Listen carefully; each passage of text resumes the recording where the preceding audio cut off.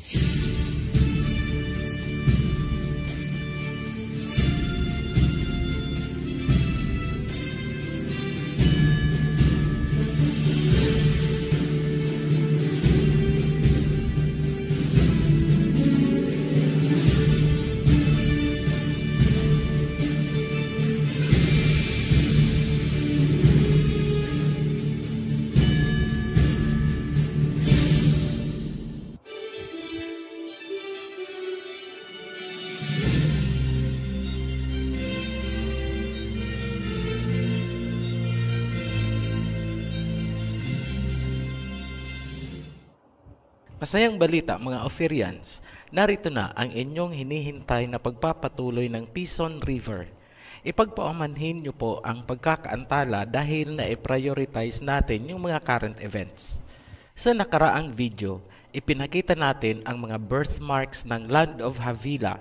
Yan ang gold, bdellium at onyx stone. Sinuportahan din natin gamit ang ibang artifacts na nagbibigay ng karagdagan na pagpapatibay na sina Adam and Eve ay nasa silangang bahagi ng Asia. Ngunit yan ay tatalakayin ng mas detalyado pagdating natin sa creation series. Kung napapansin ninyo, unti-unti nating ino-organize ang mga video upang madaling hanapin ng bagong subscribers at para alam agad kung saan magsisimula at saan matatapos. Lagi nyo lang pong susundan ang instruction.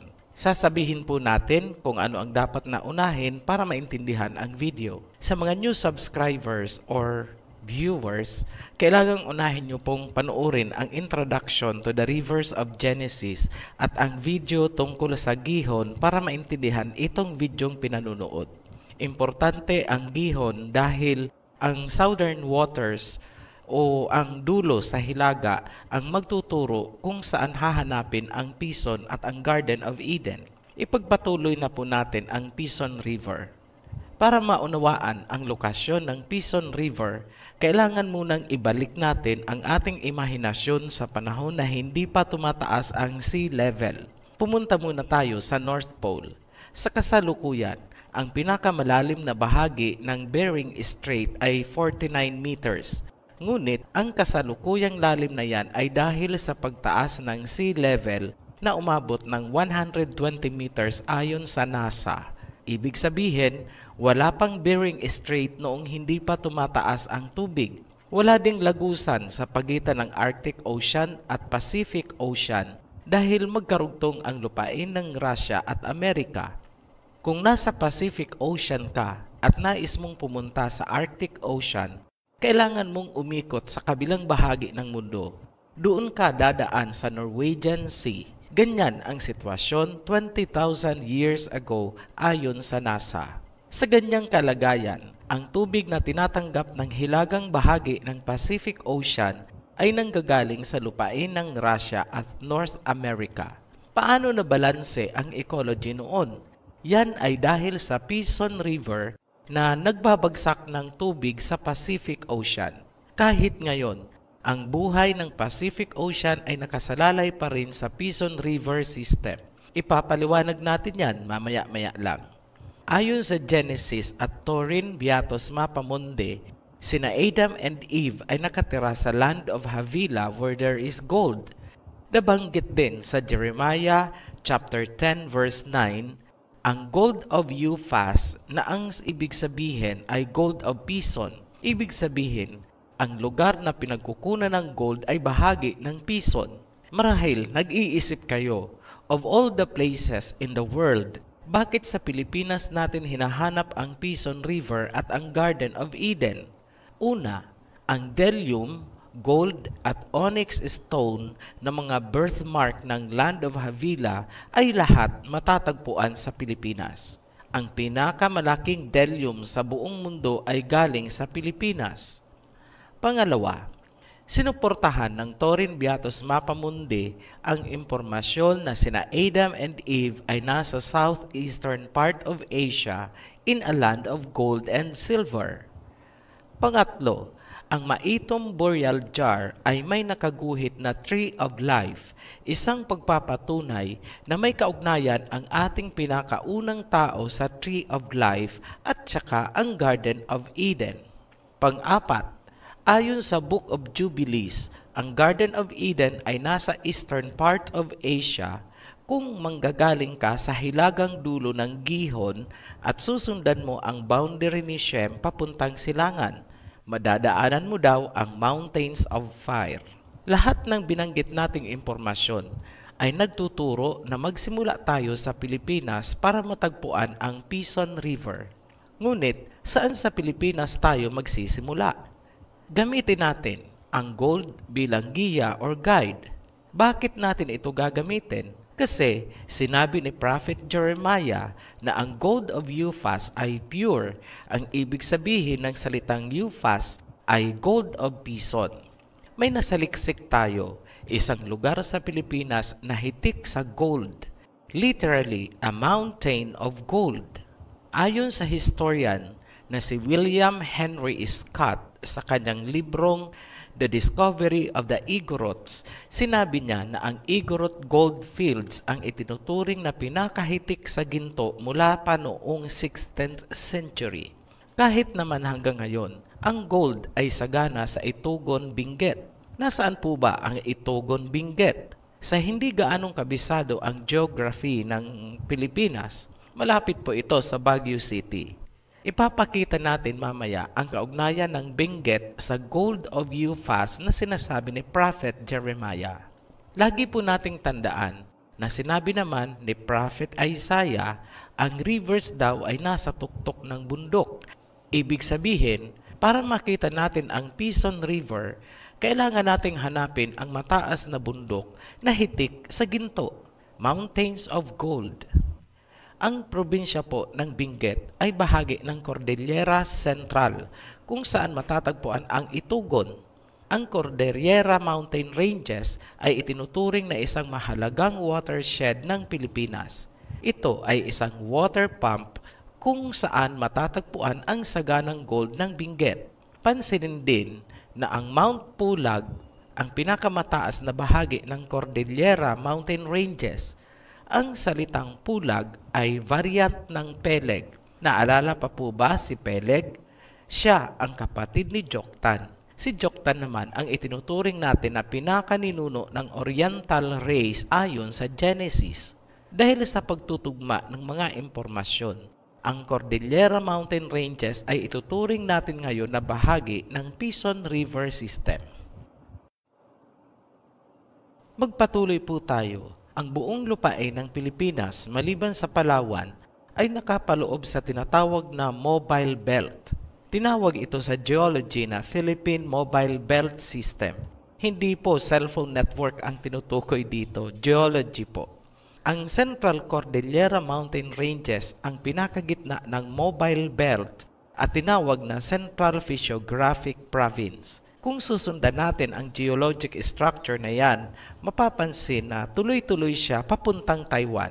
Kung wala lang tubig o dagat sa pagitan ng Pilipinas at Taiwan, makikita mo na ang Cordillera Mountain Range natin ay nagpatuloy at tumahak sa gitna mismo ng bansang Taiwan.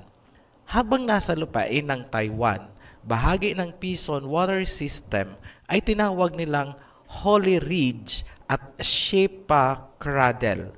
Dito nanggagaling ang waterheads ng maraming ilog sa Taiwan na pinagkukunan nila ng tubig. Mula sa Taiwan, ang Pison Water System ay tumuloy papuntang Japan. Ang hilera ng mga lawa or lake sa Japan ay bahagi ng Pison hanggang Hokkaido Island. Mula naman sa Hokkaido, sinakop ng Pison ang Okhotsk Sea. Ang Okhotsk ang itinuturing na heart or puso ng Pacific Ocean.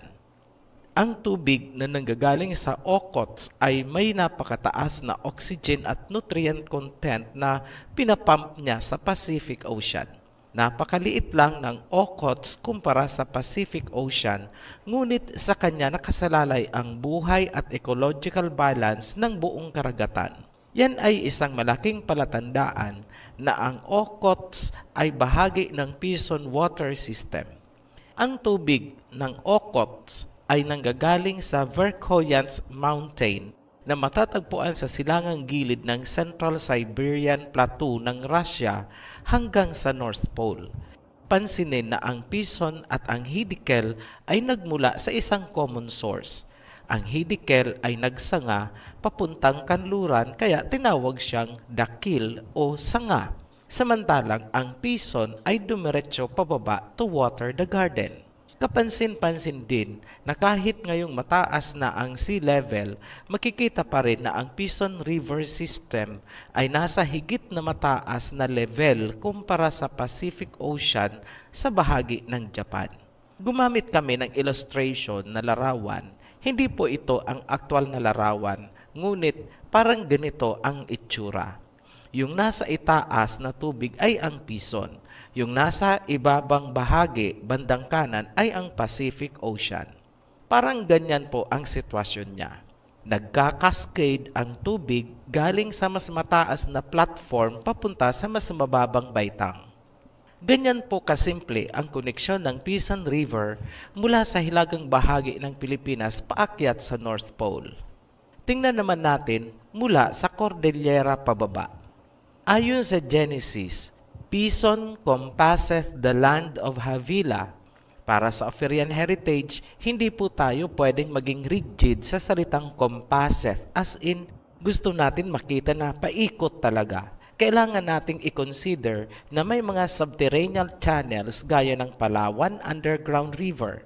Dahil ang Pilipinas ay binubuo ng mahigit 7,100 islands, malaki ang posibilidad na maraming underground channels ang hindi pa nadidiscover ng mga geologists. Posible din na malaking bahagi ng Pison Water System ang direktang nagbubuhos ng tubig sa dagat gaya ng Okhotsk. Tungkol sa Pison River at Garden of Eden, ano ang sinabi ni Prophet Enoch? And two springs come out, which send forth honey and milk, and their springs send forth oil and wine, and they separate into 4 parts, and go round with quiet course, and go down into the paradise of Eden, between corruptibility and incorruptibility. And thence they go forth along the earth, and have a revolution to their circle, even as other elements. Yan po ay matatagpuan sa Enoch chapter 8 verses 6 and 7. Ang sabi ni Enoch, bago pa dumating sa Garden of Eden, ay may mga nagsanga-sanga na ang Pison. At pagkagaling naman sa garden, ay nagkaroon ng circular revolutions, tila ba nagkasanga-sanga na nagkahiwa-hiwalay ang tubig at doon sumabay ang mga elements galing sa mga isla. Ang pinakamahalaga, alam na natin na ang Pison ay dumaan sa Pilipinas dahil naririto ang Garden of Paradise. May ultimatum tayo na pagpapatunay pagdating natin sa world territories kung saan ipapakita natin ang Eden at ang main river kung saan nagmumula ang Pison, Gihon, Hiddekel at Parat. Ngayon, puntahan natin ang million-dollar question. Nasaan sa Pilipinas ang Garden of Eden? Hindi specific ang ibinigay na detalye ng Genesis para masagot ang tanong na yan. Ngunit, nagbigay ng mahalagang palatandaan si Prophet Enoch. Sinabi niya, Ang Garden of Paradise ay matatagpuan sa pagitan ng corruptibility and incorruptibility. Sa Tagalog, sa pagitan ng pagkasira at hindi pagkasira. Pwede ring sa pagitan ng nawawasak at hindi nawawasak. Kung titingnan natin sa geological history, isang lugar lang ang pwedeng tumugma sa salita ni Enoch. Yan ang Palawan. Paano po natin nasabi na ang Palawan Island ang tinutukoy ni Enoch sa salitang between corruptibility and incorruptibility? Kung babalikan natin ang sitwasyon bago tumaas ang sea level, makikita sa kaliwang bahagi ng Palawan ang tinatawag na Sunda Land. Sa kanan o silangang bahagi naman ang lupain ng Pilipinas. So, ang Palawan ay nasa pagitan ng Sundaland at lupain ng Pilipinas. Ang tinutukoy ni Enoch na corruptible ay ang Sundaland dahil ito ay lumubog at natabunan ng tubig noong tumaas ang sea level. Samantalang, ang lupain ng Pilipinas sa kanan o silangang bahagi ay naiwan. Ang lugar na nasa gitna ng nasira at hindi nasira ay ang Palawan. Naandun ang Garden of Eden. Idagdag natin na ang naglalakihang Delium ay natagpuan sa Palawan at sa kalapit na Camiguin. Geographically, halos iisang dagat lang sila. Yan po ang nakikita naming geological explanation sa salita ni Enoch na ang garden ay nasa pagitan ng corruptibility at incorruptibility. Huwag po nating i-interpret ang salita ni Enoch sa aspeto ng pagiging makasalanan at kabanalan ng sangkatauhan dahil hindi naman gospel ang sinasabi ni Enoch. Geology po ang tinutukoy niya. Isa pa, ang Palawan ang natatanging bahagi ng Pilipinas na nasa Eurasian Plate at hindi kasama sa Mobile Belt. Ibig sabihin niyan, kahit magkaroon ng malakas na lindol ang buong Pilipinas, napakaliit ng posibilidad na mayanig ang Palawan. Isa yan sa pinaniniwalaan nating rason bakit ang Garden of Eden ay doon inilagay. Maraming hindi nakakaalam na nagkaroon ng renewal of creation noong panahon ni Adam and Eve. Sina Adam ang pinakamahalagang nilalang na inalagaan ng Ama kung kaya inilagay sila sa pinakaligtas na lugar habang nagkakaroon ng malawakang renewal of creation ang mundo. Endangered human species po si Adam and Eve. Kaya ang Garden of Eden ay naka-enclose, may gate at gwardyado ng armadong angels. Mai-imagine natin ang Palawan at ang Garden of Eden bilang isang restricted zone. Enoch nailed it. Napakaganda po ng istorya niyan. Hindi po yan fantasy or fiction. All in the Bible. Hindi lang po napapansin ng mga readers dahil sila po ay nabulaga na ng kung ano-anong doktrina. Sa susunod nating video, ipapakita naman natin ang main Eden River kasabay ng world territories. Mga salita pa rin ng mga propeta ang ating gabay.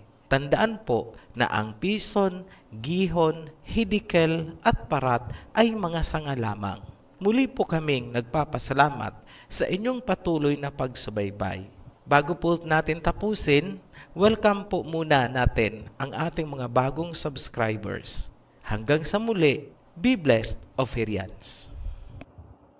Share and like lang po kung kayo po ay nasiyahan sa inyong napanood at kung nasagot ang inyong mga katanungan.